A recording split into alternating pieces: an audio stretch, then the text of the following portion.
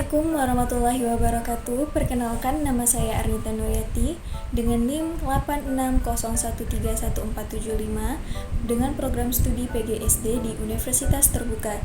Adapun tujuan saya untuk membuat video ini adalah untuk memenuhi tugas saya, yaitu satuan pembelajaran terpadu yang meliputi 3 mata pelajaran. Yang pertama adalah ilmu pengetahuan alam, kedua PPKN, dan ketiga adalah SPDP. Assalamualaikum, selamat pagi. Pagi luar biasa. Nah, kurang semangat. Boleh kita ulangi sekali lagi? Oke, selamat pagi semuanya. Pagi luar biasa. Nah, oke, selagi Ibu menyiapkan alat pembelajaran kita, diharapkan untuk ketua kelasnya maju ke depan terlebih dahulu. Boleh? Untuk memimpin doa. Oke. Nah, berdoa dimulai. Baiklah, terima kasih. Silakan kembali ke tempat duduknya, Nak. Nah, oke, kenapa sih kita perlu berdoa, Bu, setiap pagi? Kenapa sih, Bu? Agar apa? Ya, supaya ilmu yang diberikan ke kita itu atau ilmu yang disampaikan oleh gurunya itu masuk ke dalam pikirannya, menjadi berkah, bukan masuk dari kuping kanan keluar dari kuping kiri. Betul tidak? Oke, gimana kabarnya pada pagi hari ini? Sehat semuanya? Oke, alhamdulillah. Apa ada yang sakit? Atau ada yang permisi, absen? Oh, nggak ada? Oke, alhamdulillah. Berarti lengkap semua kelasnya ya. Baik, pagi ini mata pelajaran kita apa? Kita belajar apa pagi ini? IPA. Oke, boleh keluarkan bukunya masing-masing? Oke, sebelum kita melakukan pembelajaran, Ibu akan menjelaskan terlebih dahulu tujuan pembelajaran kita pada pagi hari ini. Yang pertama ialah memahami dan mengenali ciri-ciri makhluk hidup seperti bernapas, tumbuh, bergerak, bereproduksi, dan membutuhkan makanan. Yang kedua apa? Untuk mengembangkan rasa ingin tahu dan penghargaan terhadap keberagaman makhluk hidup di sekitar kita. Dan yang terakhir adalah menyadari pentingnya menjaga kebersihan lingkungan bagi kesehatan dan kesejahteraan. Oke, udah Ibu jelaskan ya apa tujuan pembelajaran kita pada pagi hari ini. Nah, sebelum pembelajaran dimulai, semuanya Ibu lihat pada lesu nih pagi-pagi. Atau karena belum makan? Oke, kita ice breaking dulu deh. Oke, kalau kata Ibu, oke, semuanya angkat tangan dulu deh masing-masing. Nah, kalau kata Ibu nanti buka tutup, semuanya bertepuk tangan, oke? Nah, kalau kata Ibu nanti digulung-gulung, semuanya tersenyum. Dan kalau gulung-gulung kedua kalinya, itu berarti tertawa. Oke, bisa kita mulai? Oke, 1, 2, 3. Buka tutup, bertepuk tangan. Buka tutup, tepuk tangan lagi. Digulung-gulung, sambil tersenyum. Hihi, digulung-gulung, selalu tertawa. Haha. Oke, boleh kita ulangi sekali lagi? Boleh dong, ini masih ada yang lesu nih, masih ada teman-temannya yang masih ribut, masih ngomong samping, oke? Nah, semuanya gak boleh lagi lihat ke temannya, fokus ke Ibu, oke? Nah, oke, kita mulai. 1, 2, 3, iya. Buka tutup, bertepuk tangan. Buka tutup, tepuk tangan lagi. Digulung-gulung, sambil tersenyum. Hihi, digulung-gulung, selalu tertawa. Haha. Oke, semuanya udah sangat semangat nih untuk memulai pelajarannya. Baik. Di sini Ibu akan menampilkan sebuah PPT dan akan Ibu jelaskan semuanya. Tolong untuk lipat tangannya dulu ke depan masing-masing dan dengarkan Ibu. Boleh? Oke, kita mulai ya. Nah, baiklah, di sini udah Ibu tampilkan pembelajaran kita. Tadi kan udah ice breaking, berarti semuanya udah semangat dong, udah bisa kita lanjutkan belajarnya, oke? Nah, tadi Ibu di awal pembelajaran udah menjelaskan tujuan pembelajaran kita, bukan? Nah, kita lanjut langsung ke penjelasannya. Oke, di sini kita belajar apa? IPA, yaitu tentang apa? Ciri-ciri makhluk hidup dan kebutuhan makhluk hidup, serta cara menjaga kesehatan lingkungan sekitar. Ciri-ciri makhluk hidup itu ada 5. Yang pertama adalah makhluk hidup memerlukan makanan. Yang kedua, makhluk hidup bernapas. Ketiga, makhluk hidup tumbuh. Keempat, makhluk hidup itu bergerak dan berpindah tempat. Dan terakhir adalah makhluk hidup berkembang biak. Makhluk hidup memerlukan makanan. Jenis makanan yang diperlukan makhluk hidup itu berbeda-beda. Manusia itu mengkonsumsi jenis makanan yang sangat beragam, mulai dari sayur-sayuran, daging, telur, nasi, dan lain-lain sebagainya. Betul bukan? Sedangkan tumbuhan itu membuat makanannya sendiri. Jenis makanan pada hewan juga beda lagi. Nah, kalau tadi tumbuhan membuat makanan sendiri, beda dengan hewan. Kalau hewan itu dapat diklasifikasikan makanannya. Yang pertama itu hewan karnivora. Itu hewan yang pemakan daging. Misalnya apa, Bu? Yaitu harimau, singa, dan buaya. Kedua, hewan herbivora atau pemakan tumbuhan. Contohnya apa, Bu? Kerbau, kambing, sapi, bahkan kuda. Nah, kalian pernah lihat belum kerbau makan tumbuhan? Pernah kan? Kambing juga begitu bukan? Nah, makanya hewan itu disebut dengan hewan herbivora. Terakhir yaitu hewan omnivora atau hewan pemakan tumbuhan dan daging. Mereka makan kedua-duanya, tumbuhan dan daging. Misalnya apa, Ibu? Tikus, beruang, dan monyet juga makan itu tumbuhan dan daging. Nah, selanjutnya makhluk hidup bernapas. Cara bernapas suatu jenis makhluk hidup itu tergantung pada alat pernapasannya masing-masing. Misalnya, tumbuhan itu bernapas melalui lubang pernapasan yang terdapat pada permukaan daunnya, atau bisa disebut juga dengan stomata. Lalu apalagi kulit batang, atau bisa disebut lentisel, dan kulit akar. Sedangkan kalau hewan itu memiliki berbagai cara bernapas yang disesuaikan dengan lingkungan hidupnya masing-masing dan juga disesuaikan dengan struktur tubuhnya. Nah, bernapas dengan paru-paru. Contohnya apa? Manusia, kita sendiri. Kita bernapas melalui paru-paru. Nggak kita aja yang bernapas melalui paru-paru. Sapi, anjing, burung, kadal, bahkan paus itu bernapas menggunakan paru-paru. Yang kedua, bernapas dengan insang. Contohnya apa, Bu? Contohnya adalah ikan, kepiting, udang, dan katak. Kalau katak itu pada fase larva atau berudu. Nah, bernapas dengan apa lagi, Bu? Bernapas dengan kulit. Ada ya, Bu, hewan bernapas dengan kulit? Ada dong. Contohnya apa? Cacing tanah. Siapa di sini sering banget megang cacing. Nah, itu cacing itu bernapas dengan tanah. Maksudnya dengan kulit. Sedangkan katak dewasa juga bernapas dengan kulit. Nah, apa lagi? Bernapas dengan trakea. Contohnya apa, Bu? Adalah belalang, lebah, kupu-kupu, dan kecoa. Terakhir, bernapas dengan difusi langsung. Contohnya apa, Bu? Amuba dan paramecium. Mereka itu menyerap oksigen langsung dari air atau cairan sekitarnya. Lanjut apa? Makhluk hidup tumbuh. Makhluk hidup itu memang tumbuh? Ya tumbuh dong. Kita aja manusia tumbuh, apalagi tumbuhan dan hewan. Kita makhluk hidup itu tumbuh atau nggak tumbuh dong? Nggak mungkin kita kecil-kecil terus. Nah, makhluk hidup itu mengalami pertumbuhan dari kecil hingga besar. Pertumbuhan pada makhluk hidup itu ditandai dengan beberapa perubahan. 1. Ukuran tubuh makhluk hidup itu akan semakin membesar dan panjang. Contohnya ular. Ular kalau masih kecil itu disebut apa? Anaknya kan? Kalau udah membesar itu apa? Bisa jadi itu adalah induknya. Nah, makanya makhluk hidup itu ukuran tubuhnya akan semakin membesar. Sama seperti kita manusia. Kita dari bayi sampai ke nenek-nenek, sampai udah dewasa, ayah-ayah, bapak-bapak, ibu-ibu. Berarti kita apa? Bertumbuh. Nah, kedua, bobot tubuh makhluk hidup itu makin berat. Betul tidak? Betul kan? Kalian nanti kalau udah sampai kelas 6 atau bahkan SMP, SMA pasti bobot berat badannya tumbuh. Ya kan, makin berat kan?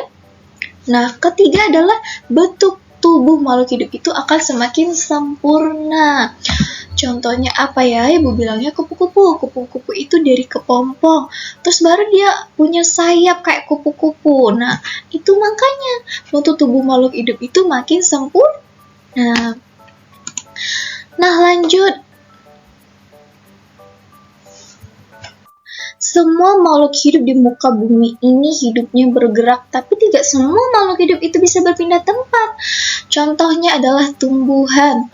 Tumbuhan itu tidak dapat berpindah tempat.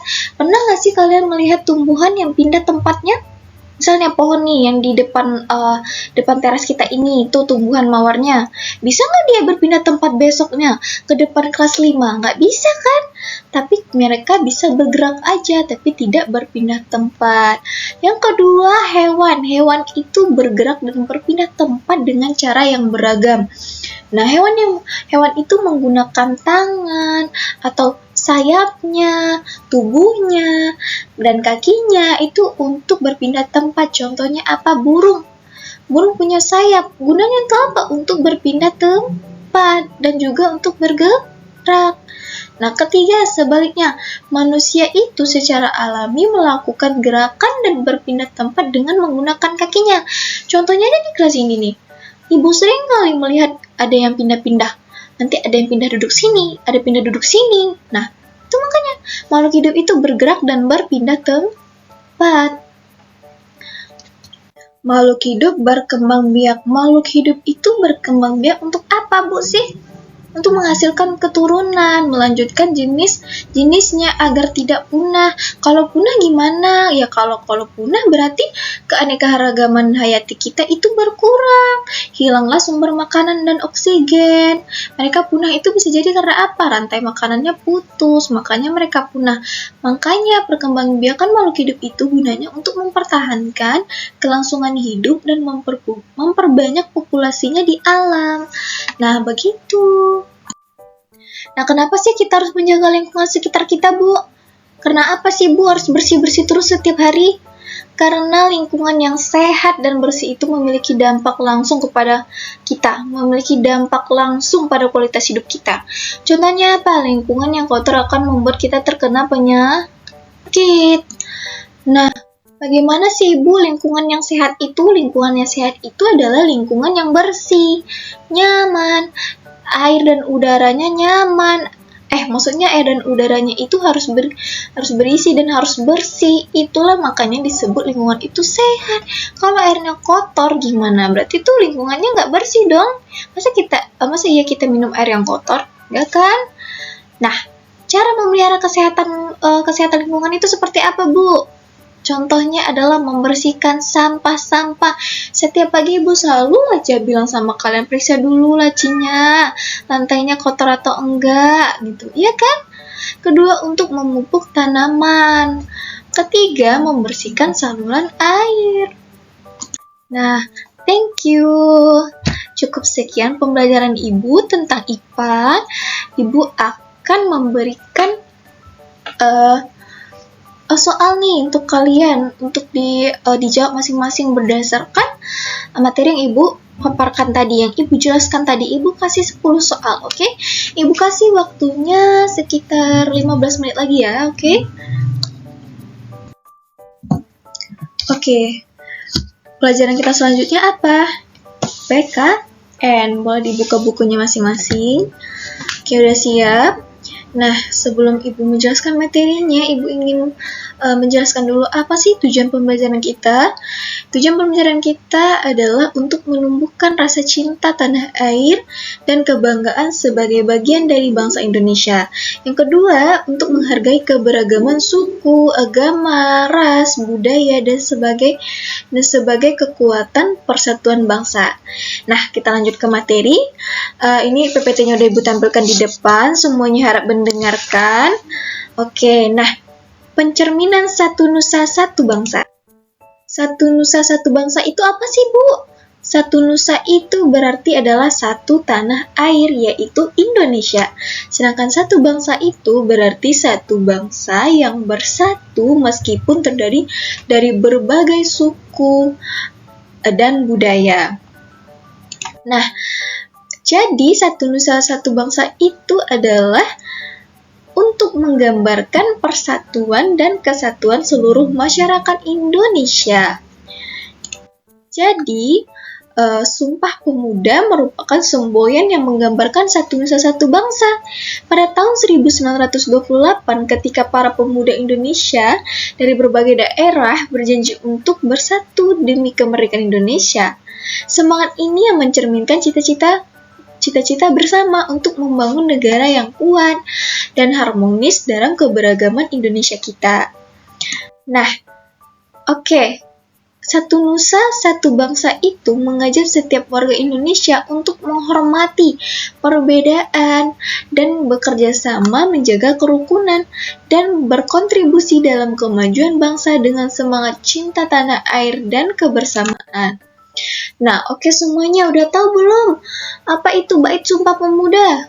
Belum ada ya? Oke, kita baca sama-sama ya. Sumpah Pemuda. Kami putra-putri Indonesia mengaku bertumpah darah yang satu, tanah air Indonesia. Kami putra-putri Indonesia mengaku berbangsa yang satu, bangsa Indonesia. Makna dari Sumpah Pemuda itu apa, Bu? Makna dari Sumpah Pemuda itu adalah menumbuhkan semangat dan komitmen generasi muda dalam pemersatu dan kesatuan untuk lepas dari penjajahan. Dan menumbuhkan sikap patriotisme, nasionalisme, dan gotong royong, serta membentuk bangsa Indonesia yang merdeka, bersatu, berdaulat, adil, dan makmur. Baiklah, selanjutnya kita belajar tentang SBDP atau Seni Budaya dan Prakarya. Nah, sebelum Ibu lanjut mengenai pembelajaran kita berikutnya, Ibu akan menjelaskan terlebih dahulu apa itu tujuan pembelajaran kita. Yang pertama yaitu adalah untuk membantu siswa memahami dan mempresentasikan bentuk-bentuk dasar dari 3 dimensi. Dan yang kedua untuk menguasai teknik-teknik menggambar objek dengan proporsi yang akurat, perspektif, dan tepat. Dan yang terakhir adalah membuat karya seni 3 dimensi dengan berbagai bahan dan teknik. Oke, Ibu akan membuka PPT-nya. Diharapkan untuk murid-murid Ibu melihat ke depan. Memahami gambar dan bentuk 3 dimensi. Nah, memahami gambar. Sebelumnya, ada nggak sih yang tahu apa itu arti gambar atau menggambar? Bahkan kita setiap hari kalau belajar SPDP atau keterampilan, Ibu kadang membuatkan kalian, menyuruh kalian untuk menggambar, bukan? Nah, kalian sering menggambar nih. Nah, apa tuh arti menggambar sebenarnya? Ada yang tahu? Nggak ada? Oke. Menggambar itu adalah kegiatan membuat gambar, rencana, atau sketsa dengan menggunakan garis, goresan, atau tanda-tanda tertentu di atas permukaan. Permukaan apa aja itu, Ibu? Banyak, baik itu permukaan dari buku gambar atau kertas, di atas permukaan kanvas, atau bisa juga menggambar itu di dinding, bukan di dinding sekolah ya, tapi di dinding sesuai pada tempatnya. Nah, menggambar itu merupakan salah satu kegiatan berkarya seni rupa yang dapat menjadi sarana untuk menyampaikan perasaan kita, pikiran kita, gagasan, ide, atau simbol. Nah, manfaat menggambar itu apa sih, Bu? Manfaat menggambar itu untuk meningkatkan dan menyeimbangkan sistem kerja otak kanan. Kenapa, Bu? Karena menggambar itu adalah kita melakukan proses menghayal, mengembangkan imajinasi yang ada dalam pikiran. Betul tidak? Setiap kita menggambar, pasti kita memikirkan dulu apa yang mau digambar, atau kita mau bentuk apa, temanya apa.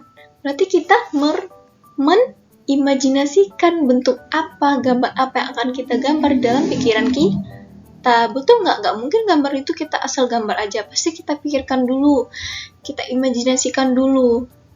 Nah, selanjutnya adalah karya seni rupa 3 dimensi. Setelah menggambar, barulah kita masuk ke pelajaran karya seni rupa 3 dimensi. Pengertian karya seni rupa 3 dimensi itu apa, Bu? Apa sih, Bu, seni rupa 3 dimensi itu? adalah seni yang memiliki ukuran panjang, lebar, dan tinggi sehingga dapat dilihat dari segala arah. Nah, langkah-langkah menggambar 3 dimensi itu seperti apa, Bu? Bagaimana langkah-langkahnya, Bu? 1, kita tentukan dulu gagasan yang bersumber dari bahan yang diilustrasikan. Kedua, baru kita buat sketsanya. Nggak mungkin kita menggambar itu langsung diwarnai kan? Kita gunakan dulu pensil untuk menggambar sketsanya, untuk menggambar bentuk gambarnya seperti apa. Nah, setelah itu baru kita bisa mewarnai gambar tersebut dengan corak yang realis. Maksudnya realis itu apa, Bu? Lebih bebas, tidak terikat dengan gambar aslinya. Nggak harus itu mewarnai gambarnya harus warna merah. Seperti di contoh kita buat pula warna merah, nggak harus. Mewarnai itu adalah coraknya yang realis, bebas, tidak terikat dengan aslinya. Nah, contoh-contoh karya seni rupa 3 dimensi itu apa aja sih, Bu?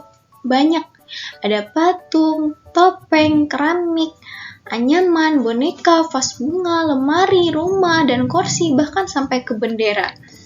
Nah, contohnya nih, Ibu perlihatkan fotonya, ini rumah. Nah, tadi kan Ibu jelaskan bahwa karya seni rupa 3 dimensi itu mempunyai garis, apalagi tadi? Garis, titik, dan lain sebagainya. Rumah ini mempunyai garis atau tidak? Punya bentuk atau tidak? Punya. Begitu juga tadi contohnya apalagi patung. Nah, karya seni rupa 3 dimensi itu mempunyai tekstur. Nah, inilah tekstur. Patung itu punya tekstur atau tidak? Punya.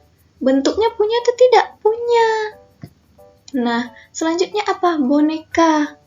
Boneka itu punya tekstur juga atau enggak? Ada boneka yang lembut dasarnya, ada boneka yang dasarnya bludru, dan lain-lain sebagainya. Nah, inilah salah satu contoh dari karya seni rupa 3 dimensi. Selanjutnya, nah di sini Ibu menunjukkan apa? Apa itu yang ada di papan tulis? Yang di PPT apa itu? Gambar bendera. Nah, ini ada 3 gambar bendera. Di sini kita akan belajar menggambar karya seni rupa 3 dimensi. Nah, akan Ibu bagikan ya, ini selembaran kertasnya. Lembaran kerja keterampilannya Ibu bagikan setiap satu orang itu 1 lembar. Oke, Ibu bagikan ya. Oke, nah sudah selesai, semuanya udah dapat? Udah. Nah, kalau gitu Ibu bagikan juga bahannya, yaitu kertas parada terdiri dari 2 warna. Nah, nih Ibu bagikan. Oke, udah selesai, dapat semuanya, 1 orang dapat 2 warna. Nah, jadi di sini tugas kalian adalah apa, Bu? Di sini ada kertas yang berisikan kolom atau kotak kosong berbentuk persegi. Nah, tugasnya apa, Bu? Di sini kalian boleh menempelkan kertas parada itu pada kertas kosong tersebut berbentuk apa? Berbentuk bendera yang ada di PPT Ibu. Ada 3 bendera di sini, kalian boleh memilih antara 3 bendera ini. Nah, sebelumnya Ibu tanya dulu, ini bendera apa? Pertama, bendera Indonesia. Yang kedua itu ada bendera Jepang dan bendera apa itu? Austria. Nah, di situ kalian akan Ibu suruh menempelkan kertas tersebut pada lembaran kerja masing-masing. Oke, udah bisa. Ibu beri waktu sekitar 15 menit. Bahan-bahannya udah semua, gunting, lem. Oke, sudah, silakan dikerjakan.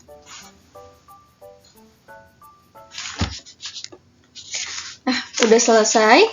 Nah, oke, boleh dikumpulkan ke depan masing-masing. Oke, nah di sini kalian udah membuat gambar bendera Jepang, bendera apa ini? Bendera Indonesia. Wah, semuanya kebanyakan bendera Indonesia ya. Kebanyakan bendera Indonesia ini. Jepangnya cuma 1. Oh, ada 2 Jepangnya. Nah, di sini. Ini. Nah, udah semua nih. Oke. Lembar keterampilan kalian ini, lembar kerja keterampilan kalian ini akan Ibu bagikan, akan Ibu nilai pada pertemuan kita selanjutnya. Nah, jadi bendera itu termasuk apa tadi?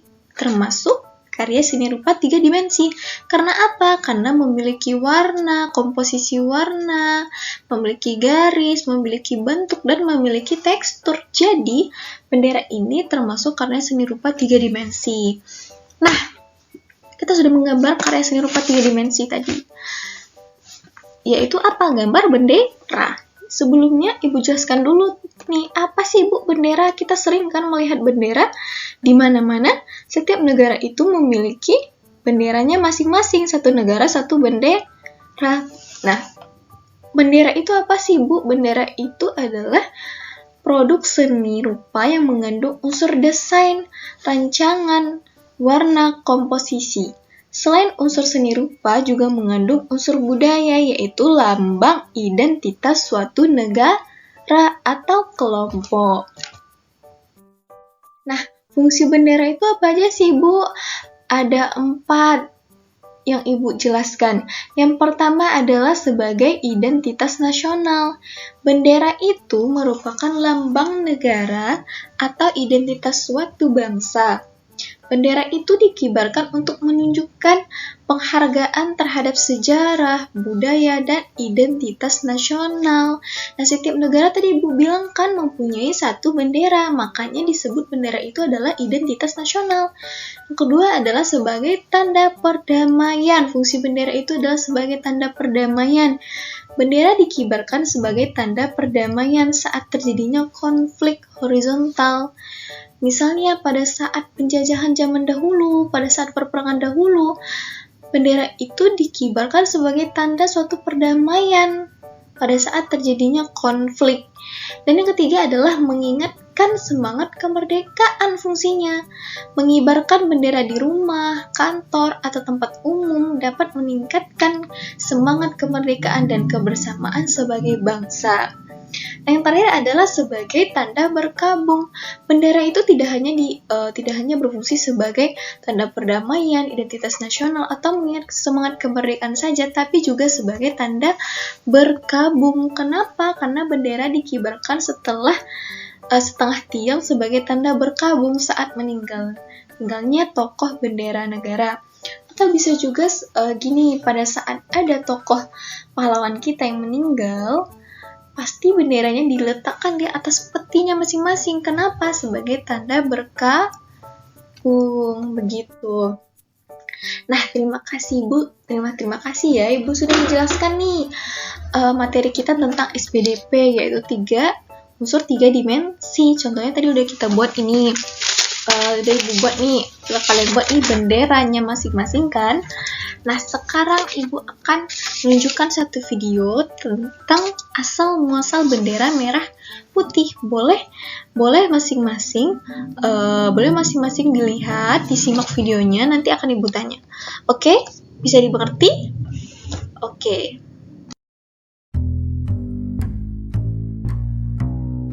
Selamat Hari Kemerdekaan Indonesia. Dalam video kali ini kita akan membahas kenapa bendera kita merah putih. Meskipun selalu kita hormatin tiap hari Senin pas upacara dengan mata yang ngantuk, masa sih kita nggak pernah bertanya, kenapa bendera Indonesia itu merah putih? Kenapa nggak merah hijau? Asal muasal warna merah putih bisa dikatakan datang dari zaman Kerajaan Majapahit. Warna panji yang mereka gunakan kala itu memiliki warna yang sangat mirip dengan bendera Indonesia. Meskipun kelihatannya juga sedikit mirip dengan bendera Amerika ya. Tapi apapun itu, warna merah putih ini ternyata sudah digunakan setua-tuanya sejak abad ke-13 dan kemudian kerap digunakan oleh beberapa kerajaan lain semenjak itu. Kemudian baru pada abad ke-19, pangeran siapa lagi kalau bukan Pangeran Diponegoro, yang zaman dulu mukanya sering banget muncul di duit seribuan yang biasa digunain anarkis dibuat jajan, menggunakan panji merah putih untuk melawan Londo atau penjajah pada Perang Jawa, sebelum bendera merah putih luas digunakan. Jadi ya, Pangeran Diponegoro merupakan salah satu hipster dalam urusan ini. Lalu pada abad ke-20, bendera merah putih ramai digunakan oleh para nasionalis dan kaum pemuda sebagai bentuk perlawanan terhadap Belanda. Bahkan, ada satu teori yang bilang bahwa bendera merah putih kita ini asal-usulnya datang dari bendera Belanda yang dirobek bawahnya. Warna biru dalam bendera Belanda dianggap sebagai simbol dari orang-orang berdarah biru yang artinya para aristokrat Belanda. Sebagai bentuk perlawanan, para pejuang kita merobek bagian biru sebagai simbol Indonesia merdeka dari jajahan Belanda. Seperti yang terjadi pada insiden Hotel Yamato pada 18 November 1945 yang kemudian menjadi cikal bakal pertempuran besar Surabaya. Tapi seriusnya, kita semua pasti udah diajarin dan tahu arti merah putih itu berani dan suci. Tapi ternyata warna merah putih ini disebut juga berasal dari warna merah gula Jawa, yang dari namanya sih merah tapi sebenarnya warna aslinya kecoklatan, dan putih nasi, yang dimana kedua bahan ini adalah bahan utama masakan Indonesia, terutama di Pulau Jawa. Kemudian mungkin inilah kenapa alasan orang Indonesia sangat sekali doyan makan, karena asal warna benderanya aja nggak jauh-jauh dari tema makanan. Jadi sekali lagi selamat Hari Kemerdekaan Indonesia yang ke-70. Ayo kita sama-sama merayakannya dengan semakin cinta sama negara kita yang indah ini, apalagi dengan sejarahnya dan makanan yang mengagumkan. Dan terakhir jangan lupa untuk berpartisipasi lomba makan kerupuk pada saat 17-an nanti. Terima kasih.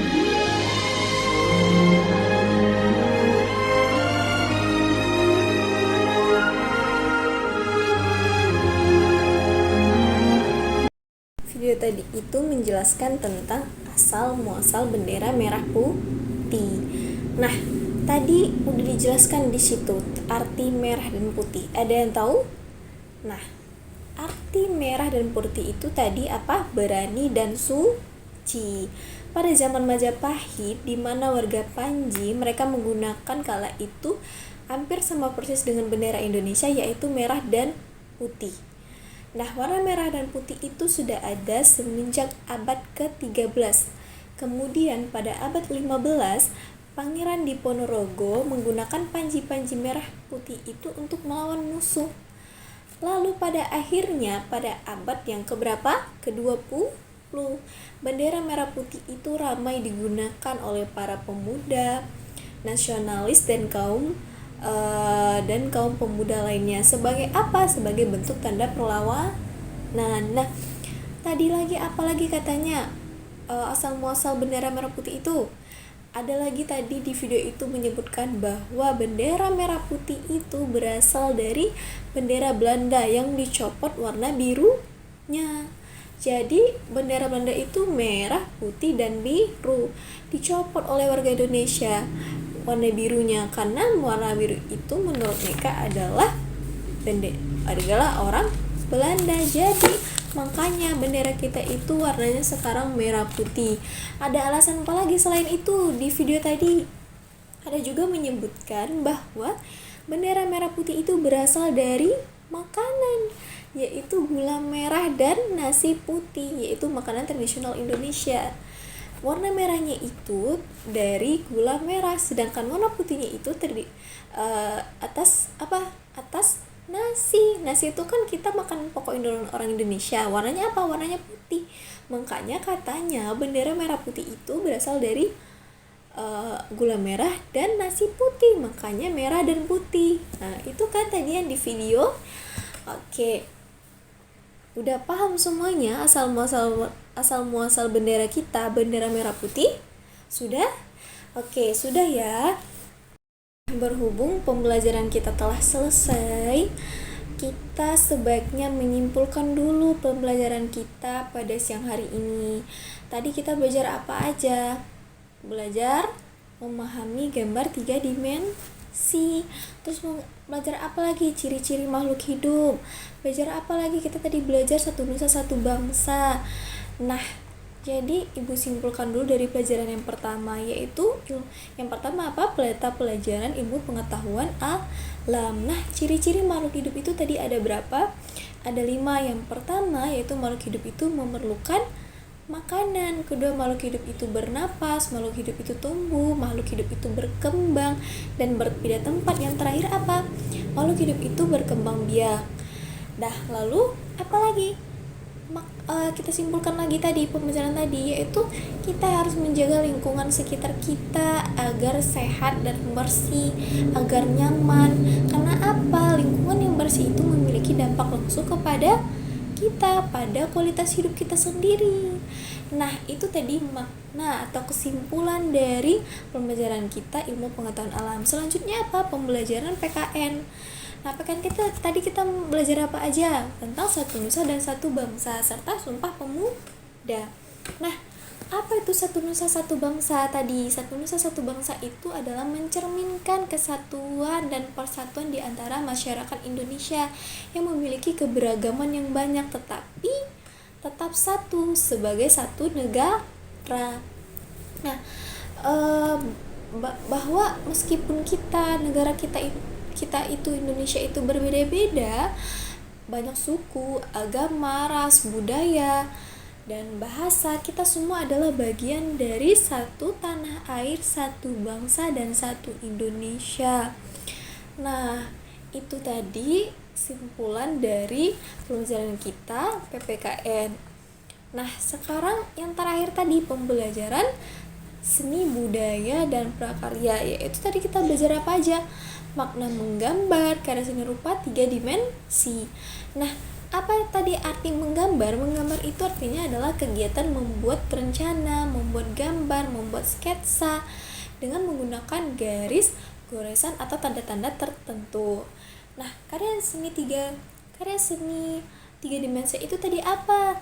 Karya seni rupa 3 dimensi itu adalah karya seni yang memiliki panjang, lebar, tinggi, sehingga dapat dilihat dari berbagai arah. Contohnya apa aja tadi? Seperti patung, bendera yang kalian buat tadi, anyaman, topeng, boneka, vas bunga, lemari, rumah, dan lain-lain sebagainya. Nah, udah Ibu jelaskan semuanya, apakah mengerti? Ada yang tidak paham? Boleh bertanya kepada Ibu. Ada yang tidak paham? Semuanya paham? Oke, bagus, good job. Berkasih bintang berapa dulu nih untuk pembelajaran kita pada siang hari ini sebelum pulang? Berapa bintang? 5. Oke. Nah, dari hasil keterampilan individu kalian ini akan Ibu nilai tadi di pertemuan selanjutnya. Yaitu pertemuan selanjutnya hari apa? Hari Rabu. Nah, Ibu akan bagikan nilainya masing-masing kepada kalian. Nah, tadi Ibu sudah memberikan kalian soal tentang IPA juga kan, tadi itu dikerjakan kan. Nanti akan Ibu nilai juga di pertemuan selanjutnya, oke? Nah, sebelum kita akhiri pertemuan kita pada siang hari ini, alangkah baiknya kita berdoa terlebih dahulu. Berdoa masing-masing aja, oke? Berdoa dimulai. Berdoa selesai. Nah, terima kasih telah menyimak, telah memahami, telah mendengar Ibu, telah melihat Ibu menjelaskan materi kita, pembelajaran kita dari pagi sampai sore. Ibu ucapkan terima kasih. Oke. Nah, berhubung pembelajaran kita telah selesai, jam pelajaran kita juga udah selesai, kita akhiri pembelajaran kita hari ini dengan mengucapkan Alhamdulillahirabbil alamin. Nah, assalamualaikum warahmatullahi wabarakatuh.